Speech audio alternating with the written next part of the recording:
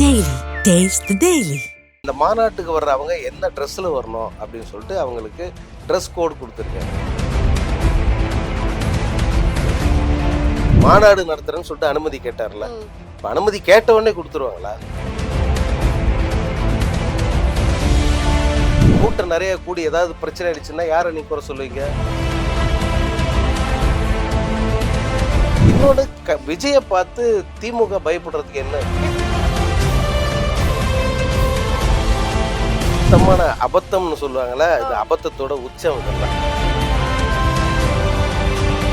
எல்முருகெல்லாம் அதை பத்தி பேசவே கூடாது. ஒரு தேர்தலில் நின்று ஜெயிக்க கூட முடியாத ஒரு மனிதர். எச் வினோத் டைரக்ட் பண்ற ஒரு படம் அது ஒரு அரசியல் படம்.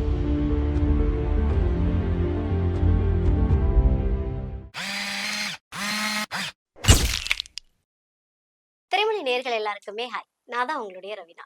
இன்னைக்கு நம்ம யாரை பார்க்க போறோம் அப்படின்னா, திரை விமர்சகர் சங்கர் சார் அவங்கள தான் பார்க்க போறோம். வாங்க அவங்க கூட சேர்ந்து நிறைய விஷயங்களை பேசலாம். வணக்கம் சார். வணக்கம். எப்படி சார் இருக்கீங்க? நல்லா இருக்கு சார். இப்போ விஜய் சொல்லவே வேண்டாம், அரசியல் சினிமான்னு ரொம்ப பிஸி ஆயிட்டாரு. ஸோ இந்த தருணத்துல அடுத்த மாசம் விஜயோட தமிழக வெற்றி கழகத்தோட மாநாடு அறிவிச்சிருக்காங்க. அது கட்சி கொடி வெளியிட்ட உடனே அறிவிச்சிட்டாங்க. ஆனா அந்த மாநாட்டுக்கு பல தடைகள் கொடுத்துருக்காங்க. ஃபர்ஸ்ட் மாநாடு ஒரு இடத்துல நடத்தணும்னு சொல்லி, அடுத்து விக்கிரவாண்டியில நடத்தணும்னு சொல்லி, இப்போ அடுத்ததா வெற்றிகரமா மாநாடு நடத்த போறாங்க. இப்போ இந்த மாநாடு சார்ந்து என்னென்ன மாதிரியான திட்டப்பணிகள்லாம் தொடங்கியிருக்காங்க சார்? இல்ல, மாநாட்டுக்கு ஆட்களை திரட்டிட்டு வரணும். மாநாடுன்னா சாதாரணமா நடத்த முடியாது. கண்டிப்பா. அந்த ஆட்களை கூட்டுற வேலைகள்ல அவங்க கட்சி நிர்வாகிகள் பிஸியா இருக்காங்க. அதுக்காக தான் ஒரு ஆலோசனை கூட்டம் போட்டு அவங்க தமிழ்நாடு முழுக்க இருக்கிற அவருடைய கட்சியோட அந்த நிர்வாகிகளை கூப்பிட்டு பேசியிருக்காரு. ஒரு மாவட்டத்துக்கு எவ்வளவு பேர் வரணும், எந்த ட்ரெஸ்ல வரணும், எப்படி நடந்துக்கணும், இது எல்லாத்தையும் அவரு அவங்களுக்கு அறிவுறுத்தி இருக்காரு. அதெல்லாம் நல்ல விஷயம்தான். ஏன்னா எல்லாமே இளைஞர்கள் மேக்சிமம். அவங்களுக்கு அரசியல் கத்துக் கொடுக்க வேண்டிய ஒரு கட்டாயம் இருக்கு. அரசியல் படுத்துறதுன்னு சொல்லுவாங்க. அதை அவங்கள அரசியல் படுத்துற வேலையில விஜய் இறங்கியிருக்காரு அப்படிங்கிறத பார்க்க முடியுது. குறிப்பா இந்த மாநாட்டுக்கு வர்றவங்க என்ன ட்ரெஸ்ல வரணும் அப்படின்னு சொல்லிட்டு அவங்களுக்கு ட்ரெஸ் கோட் கொடுத்துருக்காரு. ஒவ்வொரு மாவட்டத்துக்கும் 1000 அந்த வேட்டி, சட்டை, துண்டு, பேட்ஜ் இதெல்லாம் கொடுத்துருக்காங்க. அப்படி ஆமா, அவருடைய அந்த மாநாட்டுக்கு வர போறாங்கல்ல, அவங்க எல்லாரும் அந்த உடையில தான் வரணும் அப்படின்னு சொல்லிட்டு அவங்களுக்கு கொடுத்துருக்காரு. 50,000 பேர் 60,000 பேர் வருவாங்கன்னு வச்சுக்கோங்களேன் அந்த மாநாட்டுக்கு. 60,000ன்றதே பெரிய கூட்டம் தான், ஒன்றும் சாதாரண விஷயம் இல்லை. இப்போ விஜய் எல்லாருமே வாங்க அப்படின்னு சொல்லி கூப்பிட்டா கண்டிப்பா வரும், லட்சக்கணக்கில் வர்றதுக்கு வாய்ப்பு இருக்கு. ஆனா பல தடைகள் இருக்கு அந்த டைம்ல. ஏன்னா மழைக்காலம், தீபாவளி டைமு, போக்குவரத்து நெரிசல் அதிகமா இருக்கும்.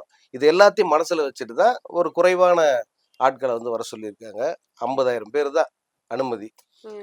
அவங்கள கூட்டுறதுக்கான ஏற்பாடுகள் நடந்துட்டு இருக்கு. Okay sir. இப்போ ஏன் சார் விஜயோட மாநாட்டுக்கு, தமிழக வெற்றி கழகத்துடைய மாநாட்டுக்கு தடை விதிச்சாங்க?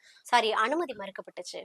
யாரு அனுமதி மறுக்கவே இல்லையம்மா சார். அப்படிதான் சார் சொல்லிட்டு இருந்தாங்க. அனுமதி மறுக்கப்பட்டதாகவும் மத்திய இணையமைச்சர் எல் முருகன் தமிழக வெற்றி கழகத்தை பார்த்து திமுக பயப்படுது அப்படின்னு சொன்னதுனாலதான் அனுமதியே கொடுத்ததாகவும் இப்ப நிறைய இடங்கள்ல பேசுபொருளா இருக்கு. சுத்தமான அபத்தம்னு சொல்லுவாங்கல்ல, இது அபத்தத்தோட உச்சம். இதெல்லாம் இவரு மாநாடு நடத்துறேன்னு சொல்லிட்டு அனுமதி கேட்டார்ல, இப்ப அனுமதி கேட்ட உடனே கொடுத்துருவாங்களா?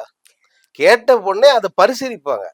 அனுமதி கொடுக்கலாமா, இல்ல அந்த இடத்துல ஏதாவது பிரச்சனை இருக்கா, முதல் முறையா மாநாடு நடத்துறாங்க, வர்றவங்க எல்லாம் பசங்க, ஏதாவது கலாட்டா நடக்குமா, இதெல்லாம் யோசிச்சுட்டு தான் இந்த அனுமதியை கொடுப்பாங்க போலீஸ்.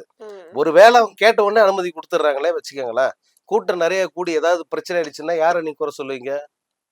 இல்ல யாரை குறை சொல்லுவீங்க? போலீஸை தானே குறை சொல்லுவீங்க, கவர்மெண்ட்டை தானே குறை சொல்லுவீங்க. ஒரு முன்னெச்சரிக்கை நடவடிக்கையா ஓரிரு நாள் லேட் ஆனா என்ன ஆயிட போகுது? ஒரு 2 நாள் டைம் எடுத்துட்டு எல்லா விஷயத்தையும் அலசி பார்த்துதான் பர்மிஷன் கொடுப்பாங்க. அப்படித்தான் விஜய்க்கு கொடுத்தாங்க. அனுமதியே கொடுக்க மாட்டேன்னு சொன்னாதான் நம்ம இத பேசணும்.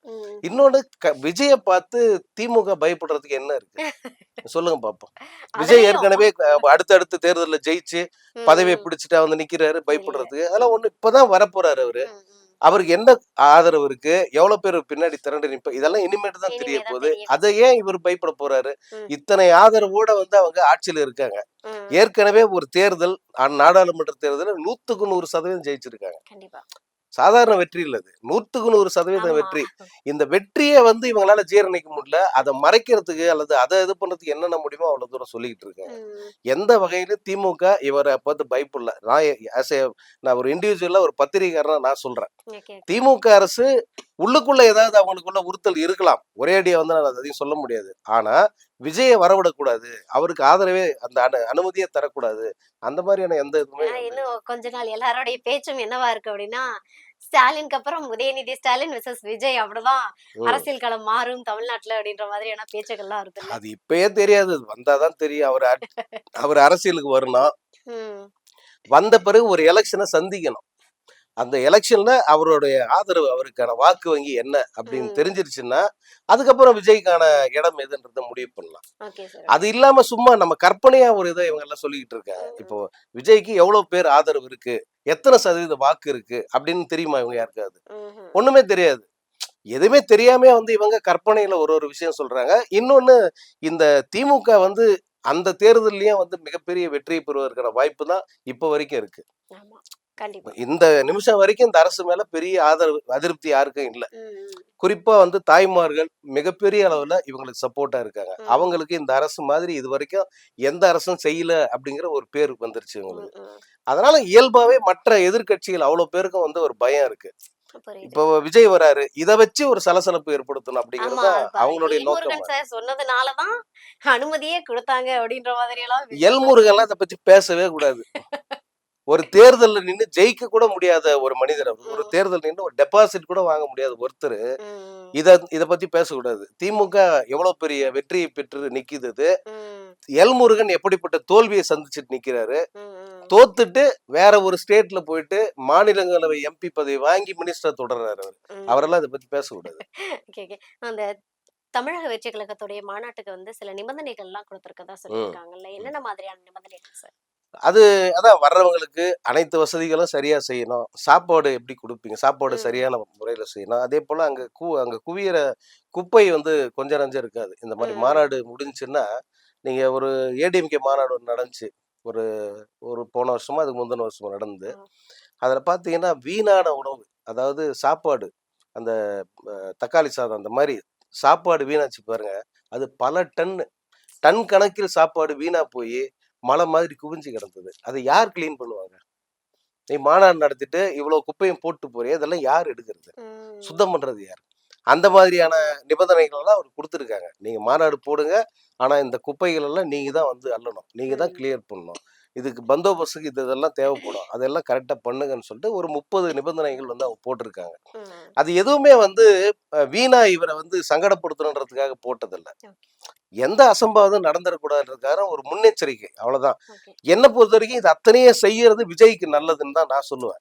Okay sir. மற்ற கட்சிகள் யாராவது வந்து இதெல்லாம் செய்றாங்களான்னு தெரியாது. இப்ப நான் ம். சொன்னேன் ஏடிஎம்கே மாநாட்டுல அந்த உணவுப் பொருளே மலை மாரி குவிஞ்சு போச்சு. கடைசியில கவர்மெண்ட் தான் அத கிளியர் பண்ண வேண்டியதாச்சு. இவங்க ம். ஒண்ணுமே பண்ணல. அவங்க பாட்டுக்கு மாநாடு முடிஞ்சு கையாட்டின்னு வந்துட்டாங்க. அரசாங்கம் தான் அத கடைசியில செய்ய வேண்டியதா போச்சு. ம். ஆனா விஜய் அப்படி இல்லாம இந்த நிபந்தனைகள் படி சரியான முறையில மாநாட்ட நடத்தினாலே முதல் வெற்றி அவருக்கு கிடைச்ச மாரி தான். சூப்பர். நல்ல பேரும் கிடைக்கும். கண்டிப்பா. விஜய்யோட ஒரு மாநாடு போட்டார்றா, ம். எந்த தொல்லையும் இல்ல. ம். அமைதியா நடந்து முடிஞ்சது. ம். எல்லாத்தையும் அவங்களே பார்த்துக்கிட்டாங்க அப்படின்னு ஒரு பேர் வந்ததுன்னா, ம். ஒரு முதல் புள்ளியே வந்து அவருக்கு வெற்றி கிடைச்ச மாரி வெற்றி. தானே. கண்டிப்பா, கண்டிப்பா. ஏன் சார் தமிழக வெற்றி கழகத்துடைய மாநாட வந்து விக்கிரவாண்டியில தான் வைக்கணும்னு முடிவு பண்ணாங்க? அவங்களுக்கு இடம் எங்கேயும் கிடைக்கல அப்படின்னாங்க. தமிழ்நாடு முழுக்க திருச்சியில ஏதோ ட்ரை பண்ணதாவும். ஆமா. அங்க வந்து அந்த பர்மிஷன் கிடைக்கல அப்படின்ட்டாங்க. ம். அதேபோல ஏன்னா இது எல்லாமே தனித்த ஒரு ப அரசாங்கத்துக்கு சொந்தமான இடத்துல நடத்த முடியாது. ம். அல்லது அவ்வளோ பெரிய இடம் வந்து அவங்க வெளியில தேடுறாங்கல்ல, அது கிடைக்கிறது கஷ்டம். அதனால யாராவது தனி மனிதர்களுக்கு சொந்தமான இடமா தான் அது இருக்கும். Okay, okay. அவங்க அனுமதி குடுத்தா தான் நடத்த இந்த முடியும். ஒரு சில பேச்சுக்கள்லாம் வந்தது என்னன்னா, திமுகவா இருக்கட்டும், அதிமுகவா இருக்கட்டும், அவங்களுடைய முதல் மாநாடு வந்து திருச்சியில நடத்தினதாவும், அ அதனால விஜய் வந்து திருச்சியில நடத்தினா ஒரு சக்சஸ் கிடைக்கும்னு நெனச்சாரு அப்படின்லாம் நெறைய ஏன் டாக் அவரு ஓடுது. சேலத்துல இடம் பாத்தாரே? ம், ம். சேலத்துல 100 ஏக்கர் இடம் பாத்தாரு. அந்த ஓ! ஓனர் வந்து முதல்ல குடுக்குறேன்னாரு, அப்புறம் குடுக்க மாட்டேன்னு சொல்ட்டாரு. ம், ம். திருநெல்வேலில இடம் பாத்தாரு. திருநெல்வேலி தான் இவன் முதல்ல பார்த்த இடமே. Okay, okay. அதனால அந்த சென்டிமெண்ட் எல்லாம் ஒண்ணும் அவங்க பார்த்ததா எனக்கு தெரியல. ம், ம். ஓகே. விஜயோட மாநாடு வந்து ஓரளவுக்கு வெற்றி மாநாடாவே அமையும்னு நெனைக்கிறீங்களா? அதான் எல்லாம் சரியா நடந்து அவர் திட்டமிட்ட மாரி அந்த ஆட்கள் கரெக்ட்டா வந்து டிசிப்ளினா இருந்துட்டு போனாங்கன்னாலே அது ஒரு வெற்றி தான். ஓகே. விஜய் வந்து இப்போ சினிமா பின்புலத்தோட இருந்துட்டு இருக்க ஒரு பெர்சன். ம். இப்போ வந்து இதுல வந்து சினிமா பிரபலங்கள் வர்றதுக்கான வாய்ப்புகள் ஏதாவது இருக்கா? தெரியல யாரு வராங்க என்னன்ட்டு. ஏன்னா சினிமாவுல இருந்து இது வரைக்கும் வெளிப்படையா விஜய்க்கு யாரும் ஆதரவே ஆதரவு தெரிவிக்கல. தெரிவிக்கவே இல்ல. ஒரு சின்ன இந்த ஒரு இந்த துணை நடிகர்கள் கூட யாருமே வந்து அவருக்கு ம். ஆதரவு தெரிவிச்சதா நமக்கு தெரியல. ஆமா. அதே போல அரசியல்ல இருந்து பெரிய இந்த தலைவர்கள்லாம் வருவாங்கன்னு ஒரு லிஸ்ட் போடுறாங்க. Okay, okay. அவங்கெல்லாம் வருவாங்களான்னு தெரியல. இதெல்லாம் வந்து ஓகே. மாநாடு நெருக்கத்துல வந்து தெரிய வரும். எல்லா கட்சிகளுக்கும் அழைப்பு விடுக்கப்பட்டிருக்கா என்ன? இல்ல, இல்ல, இல்ல. ம். கட்சிகளுக்கு எப்படி அவர் அழைப்பு விடுவாரு? ஆ. அவங்க அரசியல் நிர்வாகிகள் தலைவர்கள் தான். சில. ஆமா. Okay, okay. அதுல இவருக்கு ஆதரவா இருக்கிற சில அரசியல் தலைவர்கள், அது இந்த வேற முன்னாள் மத்த கட்சியில ஆமா உள்ளவங்களா? மத்த கட்சி இருக்கிற அது முன்னாள் அமைச்சர்கள், அந்த அல்லது மாதிரி. வேற வாய்ப்பு இல்லாம ஒதுக்கப்பட்டவர்கள், ஓகே, அந்த ஓகே. மாரி இருக்கிறவங்க வந்து சேர்றதுக்கு வாய்ப்பு இருக்கு. ஓகே, எப்பவுமே ஓகே. அவங்களுக்கெல்லாம் வேற வழி இல்ல. ம், ம். இந்த மாரி இப்போ காலம் போன காலம், ரிட்டயர் ஆனவங்க, ஆ, அல்லது ஆ. யாராலும் கண்டுக்காம அப்படி ஓரமா ஒதுக்கி வச்சிருப்பாங்கல்ல, ம், ம். அவங்களுக்கெல்லாம் இந்த மாரி புது கட்சி தான் வாய்ப்பு. இந்த மாரி புது கட்சி போனா ஒரு மரியாதை கிடைக்கும் ம். அப்படின்னு நெனச்சு வருவாங்க. ஆண்கள், பெண்கள் 2 பேருக்குமே அனுமதி உண்டு இல்லையா ஆமாமா. மகளிர்? ஆமா. கண்டிப்பா. ஓகே. இப்ப எப்படி அரேஞ்ச் மகளிர் அணி இல்லாம ஏதாவது அரசியல் கட்சி இருக்குமா? கிடையாது, கிடையாது.